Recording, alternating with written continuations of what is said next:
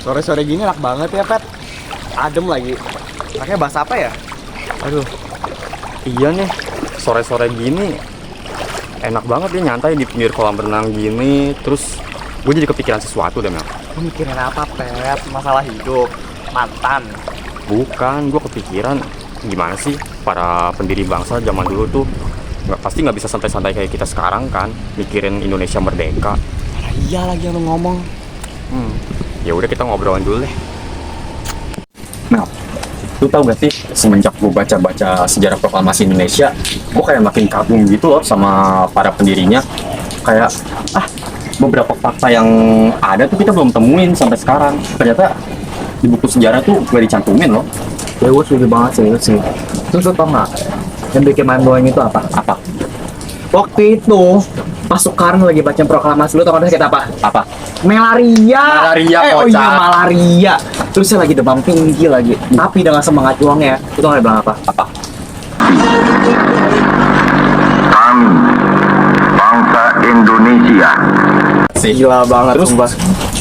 lu tau gak teks proklamasinya itu dibikinnya dari jam 2 pagi sampai jam 4 pagi di rumahnya Laksamana Maeda, orang Jepang. Ironis banget gak sih? Masa buat nentuin proklamasi Indonesia ditentuinnya tuh di rumah tentara Jepang? Kan kayak aneh gak sih? Penjajah. Iya, tapi walaupun si Maeda itu channel Jepang, tapi itu dia tetap menyediakan tempat tinggal, terus tempat buat nyetak proklamasi. Habis itu dia tuh kayak ngasih jaminan keamanan ke si Soekarno. Gila, itu bener-bener musuh dalam semut baik gak sih menurut lu? Iya sih, itu musuh dalam semut baik banget. Terus lu tau gak yang ngetik naskah proklamasi itu siapa? Siapa? Sayuti Melik. Lebih ironis lagi, Gila. tuh dia minjem mesin ketiknya dari tentara Jepang juga, namanya tuh Dr. Nishimura. Jadi secara nggak langsung proklamasi Indonesia tuh kerjasama antara Indonesia dengan Jepang. Ya. Terus lu tau nggak yang bikin bendera merah putih? Kembali Tau nggak yang bikin bendera merah putih ini siapa? siapa? Tebak. Supomo. Bukan. Siapa? Ibu Fatmawati. Istrinya Soekarno itu. Iya bener. Terus lo tau nggak bahan-bahan apa saja yang dipakai buat ini? Apa tuh? Ini kayaknya bagus banget gak sih? Nggak mungkin dari barang bekas gak sih? Tebak deh. Apa? Kain sutra. Jadi kain bekas, Pet. Kain bekas spray putih sama merah. Lu bayangin aja deh. Tapi kita jangan lihat dari kualitasnya aja. Lihat Kita dari juga apa harus lagi? lihat dari maknanya. Makna yang terkandung dalam bendera ini. Gila. Bahkan lokasi pembacaannya tuh tiba-tiba kayak dirubah dadakan. Dari awalnya yang di rumah yang di lapangan Ikada tiba-tiba pindah jadi ke rumahnya siapa lu tebak? Siapa tuh? Rumahnya Soekarno di Jalan Pegangsaan Timur nomor 56. Dan yang paling miris, lu tau nggak apa? Apa? Lu bayangin aja, Pet. Nggak ada sama sekali rekaman tentang ucapan proklamasi. Lu bayangin aja, Pet. Jadi cuma ada beberapa biji foto doang.